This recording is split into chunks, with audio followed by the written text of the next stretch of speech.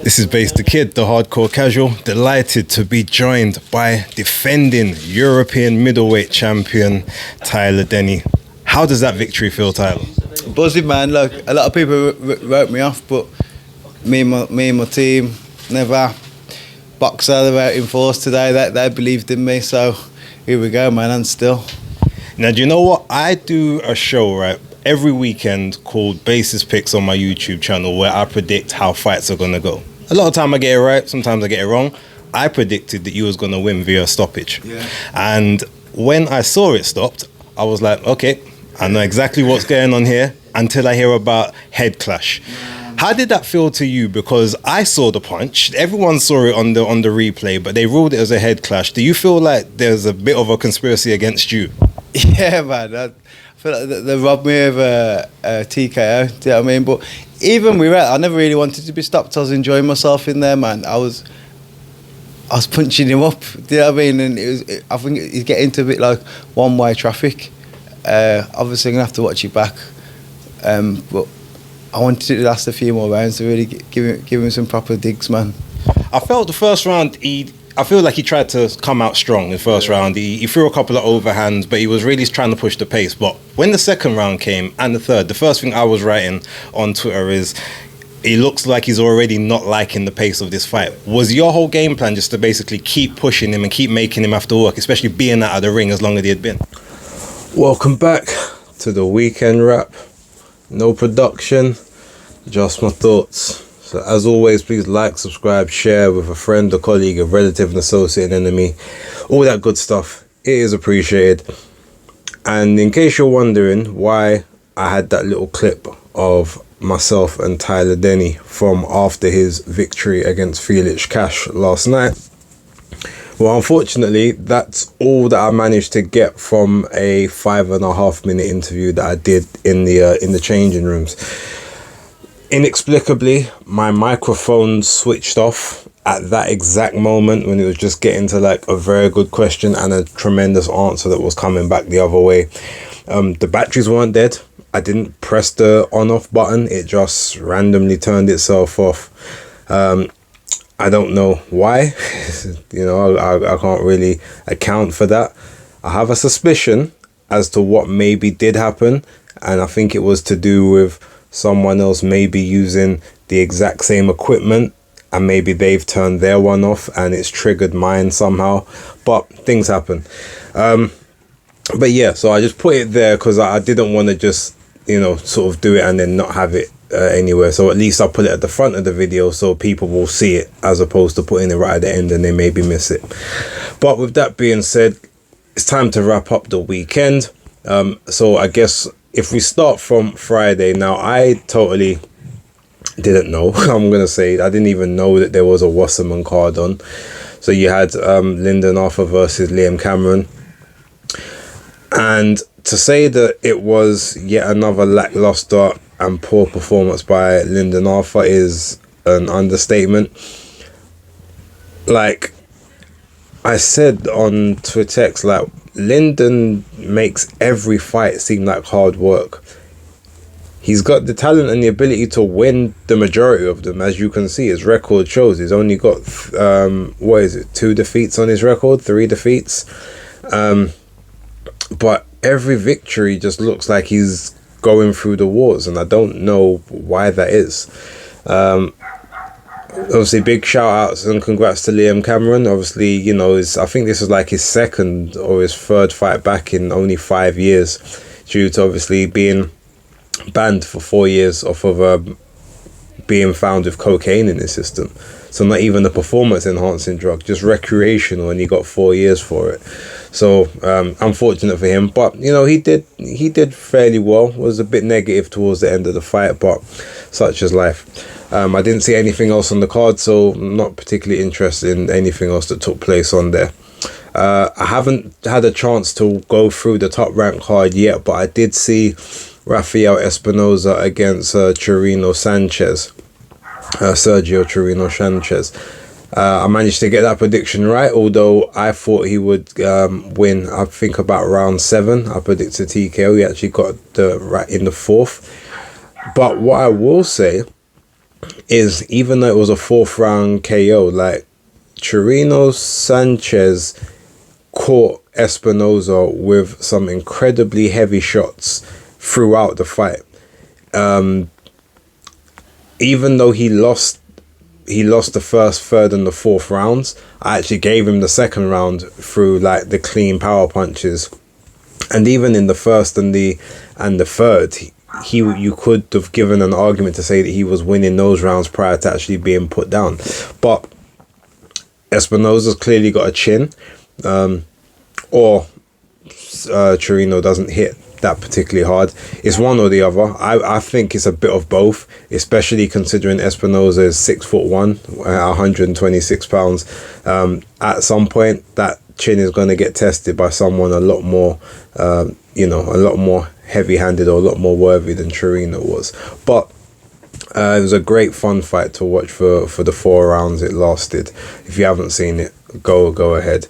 I haven't had a chance to check out Troy Isley or Andres Cortez, and it's funny because on basis picks I picked Abraham Nova for the upset, but in my predictions league I actually predicted Cortez. So all of my actual predictions I got right in the predictions league, but I got a couple wrong on the video. Such as life. But yeah, that was Friday. Moving into Saturday's work now, obviously up in Birmingham, back down in London now for some family stuff to sort out, so I came back a little bit earlier than anticipated, but it was a good card. I've been to 3 events in Birmingham, I think, over the last 2 years, and every time I've gone, they've always been good quality cards. They're not particularly like big cards where you feel, there's a major headliners on or whatever, but every fight just seems to be fun, and there's always something sort of top notch that kind of happens and takes place. And if you guys could hear my doorbell, probably people running up in and out the house, so if you do hear any background noise, just bear with it at this point in time. But yeah, we had Muhammad Ali on the before the bell section. He got a draw against what's his name, something Majid. I can't remember his first name, but that was a pretty hard fought fight. I actually went early only because I wanted to watch Akib Fiaz versus Kane Baker. Then we find out that the fight gets pulled due to apparently some irregular betting activity, whatever that may be. I don't know. Yeah, I'm not really gonna speculate. It is what it is. Whatever they do, get that sorted out, and we'll kind of see basically how that sort of works moving forward. But outside of that, now we got to the main event, or the main card, I should say, and you had Hamza Udin. I can't remember the name of the guy he was facing, but what I do know is that guy was 3 weight divisions above him. So him not getting a stoppage, fair enough. But he had some good slick moves in there. However, I can tell that the fact he's a person, they're probably not going to put him in there with anyone that can punch for the foreseeable future, because there was many times I saw he left himself open for counters. He's shooting his shots down, not protecting his chin, not keeping his chin tucked or his head down, and he got caught clean on several occasions. It's just lucky that the guy had no punch power whatsoever. But there is a lot to like there, and there's obviously a lot to mold. So this isn't a sort of a dig out at him, but I just know what I'm looking at in terms of how he will be moved. He will not be moved aggressively like some of the other people. Then we had Shannon Ryan versus Emma Dolan. Now, if you guys remember on the breakdown, I did say there's a potential chance that if Shannon steps in via a straight line, she could end up on the canvas, just due to possibly either being off balance or getting caught as she's actually moving in, especially with the wide stance that she has. Well, it didn't quite play out like that, but she did end up getting floored in the second round. However, to me, even though there was a legit clean right hand that sort of took place before the flooring actually happened, it was an illegal. It was 3 illegal shots to the One was to the side of the head. There was 2 shots to the back of the head, which is what dropped her to the floor and messed up her equilibrium. And the referee counted it. It's right at the end of the round. Obviously, she did sort of get up and wobble a bit, so the equilibrium was shot up. 3rd round, kind of Emma Dolan did come out. She did the same thing again, but I think on this time the referee is basically, I think, had said to Shannon that, you know, don't turn your head on her chest or whatever. But yeah, the first round I gave to Shannon Ryan. The second round, Emma Dolan was winning before the knockdown, but that was a big, heavy round for her. 3rd round I gave to Shannon Ryan. 4th round I gave to her. And then the 5th round I gave to her as well. 6th round I gave to Emma Dolan. 7th I gave to Emma Dolan. And the 8th I gave to Emma Dolan, making it 4-4 after 8 rounds. But Emma Dolan up on the scorecards with the extra point off for the knockdown. But then I had Shannon Ryan rallying back and winning the last 2 rounds. So on my scorecard, I did have her winning 95-94. One of the judges also had her winning that score as well. I don't know what rounds they gave her. I haven't seen the judges' scorecards yet. Then there was a judge that had it 96-93 to Emma, so obviously he's given her 6 rounds. And then there was another one that had it 96-94. Now, that means that there's a draw round in there somewhere. And I would like to know which round they gave as a draw, unless they chose not to count the knockdown themselves. Maybe sometimes a judge does have the right to do that, but I would assume it's more there was a draw round in there they saw. But it was one of those ones, even though I predicted and I thought that Shannon Ryan would win the fight, I scored it to her non-biasly. But there were two rounds in there that I did feel were swing rounds, and that was round 4 and I think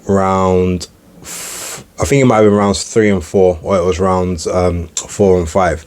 But those 2 rounds there was, you know, I think there was a argument to say that they could have gone either way. So if you gave them the other way and had them to obviously Emma Dolan, then 96-93 is fine. Spoke with Ellie Scotney after the bout. She thinks that Emma Dolan won 96-93. Had a little interaction with Caroline Dubois online. She's, from what she saw, she believed that Shannon Ryan won the fight. A lot of people on my timeline felt that Shannon Ryan won the fight. I didn't see many people saying that Emma Dolan was the correct winner. But Rob Tebbett, he scored it to Emma Dolan, I think 97-92 or something like that. So, you know, it's one of those ones. It's unfortunate for Shannon, but she'll bounce back. She'll get herself, a comeback fight, or maybe they might run it back and have a part 2, because it was a good fight. There's just certain things that need to obviously be tightened up in, and sometimes you just can't bulldoze everyone. You've got to just got to be a bit cuter, or you've got to try and break people down a bit more. It's 10 rounds, 2 minutes. Maybe you don't have that same opportunity that you would like, but you know, such is life. But congrats to Emma Dolan. As I said, it wasn't an undeserved victory. I've got no issues with her actually winning the fight. It's just on my scorecard, I had it the other way. And she's a pretty nice girl. Spoke to her afterwards, told her congratulations. You guys saw, I spoke to her beforehand, as I was really interested to see what her mindset would be like for that fight. And I spoke to Shannon afterwards as well. And she's still in good spirits as always. So, both girls are either, like I said, they can either run it back or they can diverge and maybe meet back up in the future. But bright futures for both. Then Cameron Vong versus Jeff Ofori. Now, this is the one fight I wasn't paying a huge amount of attention to. I did predict how the fight would play out, that Cameron Vong would sort of win the first half of the fight sort of quite comfortably, being the bigger, the stronger guy, but what may start to tire and fade on the back half, because Jeff Ofori is he's basically like a whirlwind, and he'll just sort of keep pressing forward, and he's got that engine which just makes you work. And if Cameron Vong didn't have a sizable lead, then he'd sort of have to be he'd be hanging on. It could end up being an upset, but I did predict that he would win. Now, I was watching the fight intermittently, so I wasn't scoring it as such, but every time I turned around and looked, while Cameron was doing well, sort of blocking shots, riding a lot of stuff, he just looked like he was the one in uncomfortable positions on the ropes, like having to slip shots, having to ride shots, etc. And I guess I felt that he was winning the fight, but I didn't think he was winning the fight 99, 91s and 98, 92s. Again, because I didn't score it, I'm not going to bemoan the scorecards or anything like that. But from what I saw, just from the limited times I was looking, it looked a lot more like a 96, 94, 95, 95-ish type fight. Although, admittedly, Cameron Vaughn did do more damage to Jeffer Foy because he busted up his nose and his lip early on in the fight. No doubt, I would say the right person did win, but it just wasn't as wide as the scorecards would suggest, in my opinion. Then we get to the fight of the night and also the robbery of the night. Lewis Crocker versus Conah Walker. Now, first things first, I want to give both guys their credit because this was one of the best fights I've seen live in a long time. I've seen some really, really good fights live, but this one was, it had everything except knockdowns and knockouts. But in terms of a 10-round slugfest where you don't know what's going to happen, or you don't, or anything could happen and you wouldn't be surprised by it, that was this fight. But Lewis Crocker won this fight on a unanimous decision. And what were the scorecards? They were 95-94, which is basically an even fight, but one minus a point for Conah Walker because Steve Gray took a point off of him for low blows that it wasn't even a low shot, firstly. And secondly, like they both had shots that hit the belt lines on several occasions. But there was that card, and then I believe there was 2 96-93 cards. So they gave it to Lewis Crocker. However, my scorecard was very, very different. Now, while I don't remember the order of the rounds that I gave, I do know that I believe the first round I gave to Conah Walker, and I believe the second round I gave to Conah Walker, third round I gave to Lewis Crocker, and I think I gave the fourth round to Conah Walker, the fifth round to Conah Walker, the sixth round I think I scored to Lewis Crocker, then the seventh round I think I scored it as a draw, as a draw round, or the 7th or the 8th. Then the 9th was Conah Walker, and then the 10th was Conah Walker. Basically, he just outworked Lewis Crocker in every round, and Crocker basically he tried to steal moments in rounds with maybe some highlight reel punches here and there, but he was just getting outlanded, outbusied, out hustled, pushed around the ring, being forced onto the back foot throughout the majority of the fight. And it was also a fight where I said he's gonna be strong in the first half of the fight, but the pace is gonna get to him. Number one, because he's having to cut a lot more weight, but number two, he's not used to having to work at a pace he doesn't want to work at. Even though he was basically trying to tuck up and just throw shots sporadically, you could see he was fading. And by sort of round 7, 8, 9, he had very little to no energy left. Had that have been a 12 rounder, he wouldn't have seen the 12th round.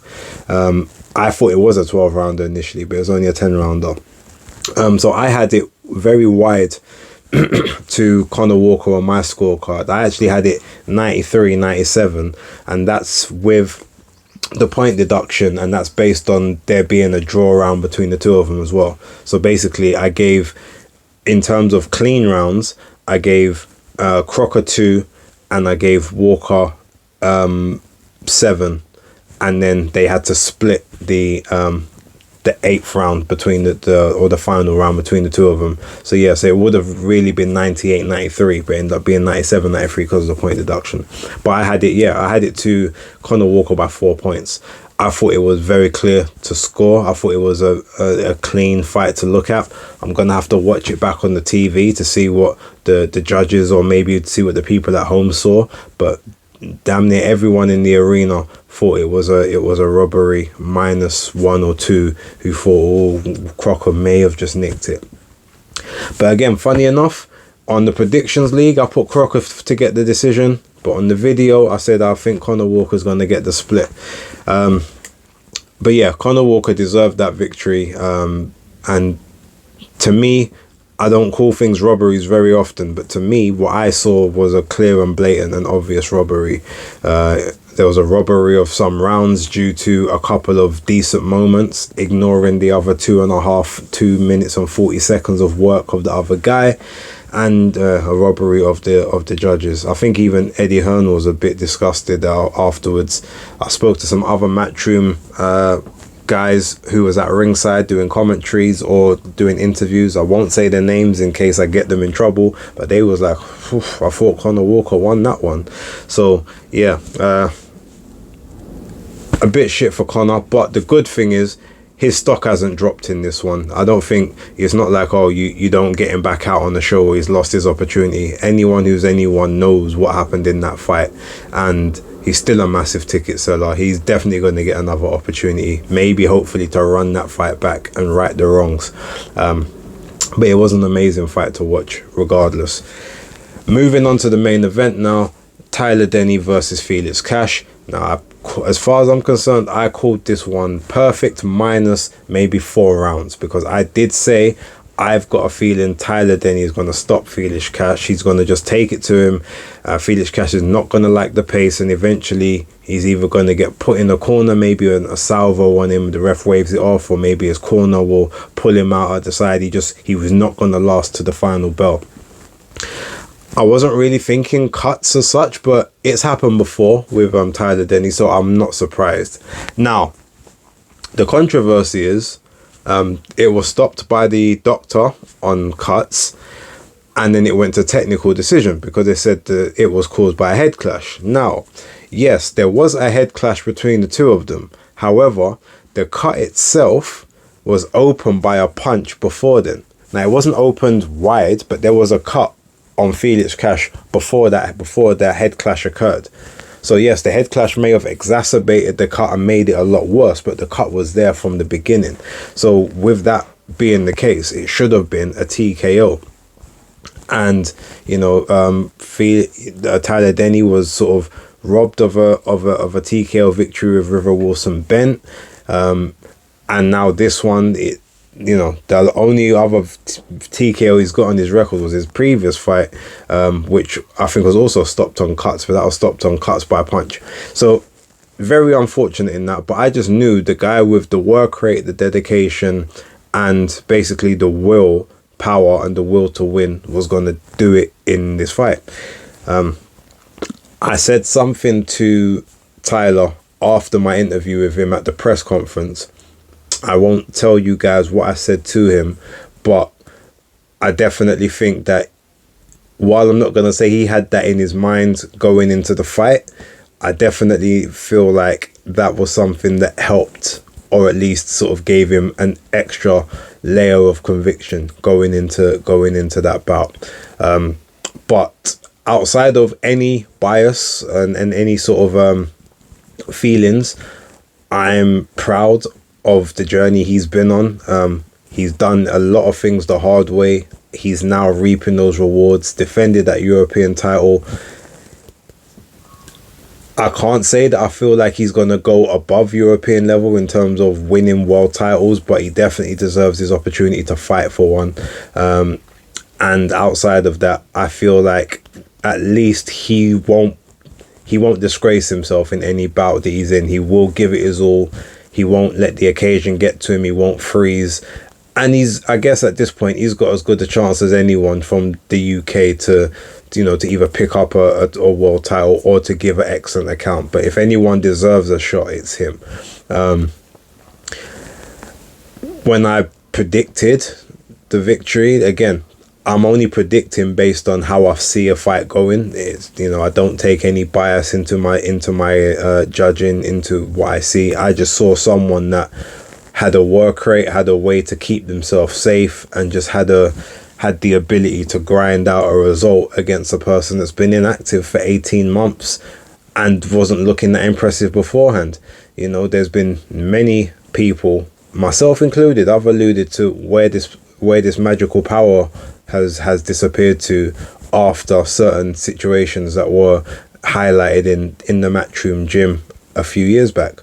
All of a sudden, like, there's no power again.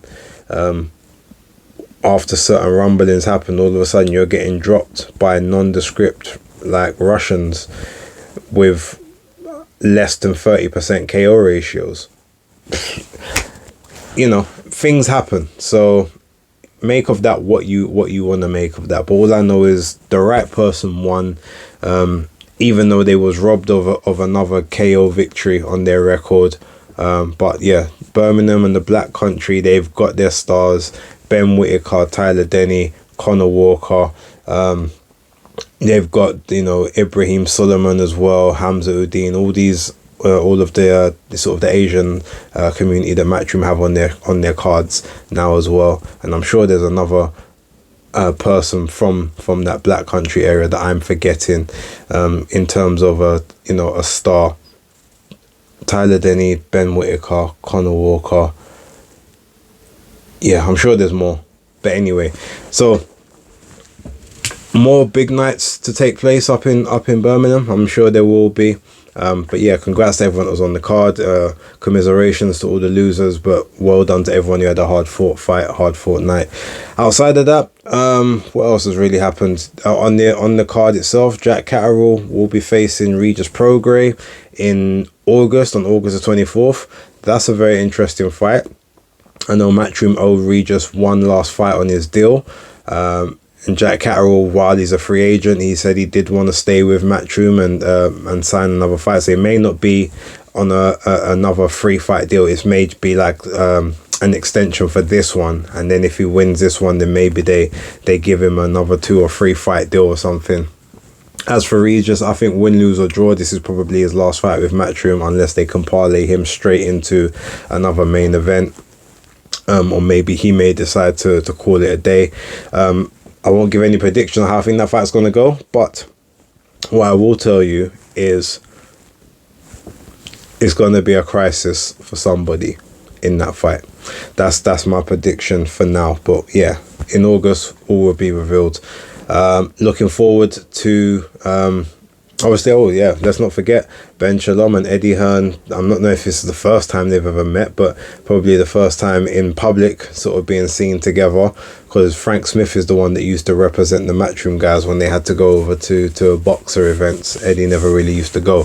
So that looked like a bit of a awkward exchange at times, but Eddie seemed to be in fairly pleasant mood, and Ben Shalom says that him and his team were treated brilliantly throughout the time that they was up there. So yeah, and Tyler said the same thing, that he was treated really well by the Matchroom team, like no one tried any shenanigans. You know, he was treated like the champion he was. So, you know, when you know, professionalism will take you a long way, and it curries favor. So shout out to obviously all the teams to not letting the rivalry become a rivalry where it didn't need to be. In the ring is fine, outside doesn't need to happen. I haven't seen any of the real interviews yet, but yeah, good stuff. Shout out to October Red, obviously, I was down there with. Shout out to Danny Glover from Fight Fan TV, who I think also got some pretty good content. So if you haven't checked out their stuff, make sure you go over and do that. I'm gonna wrap this one up here because I've still got some other things to sort out, and I also need to take a nap. So let me do that, and then I'm going to sleep. But thank you very much for watching. Don't forget to like, subscribe and share, and I'll catch you on the next video. But until then, peace.